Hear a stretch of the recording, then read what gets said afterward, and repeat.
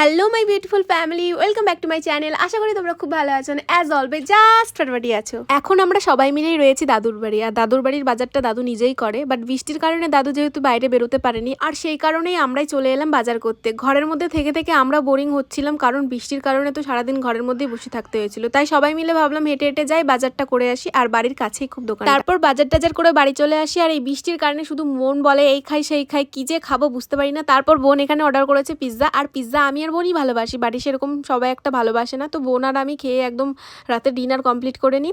আর যেহেতু ভাই খেতে পছন্দ করে না, তো ওর জন্য একটু মন খারাপ লাগছিল যে ওকে কি করে দিই। তারপর ওর জন্য করে দিলাম চাউমিন, আর ও আমার হাতে চাউমিন খেতে ভালোবাসে। তারপর আমি ড্রয়িং করতে থাকি আর রিয়া করতে থাকে গানের রেয়াজ, আর সেটাই তোমাদের আজকে একটু শোনাবো।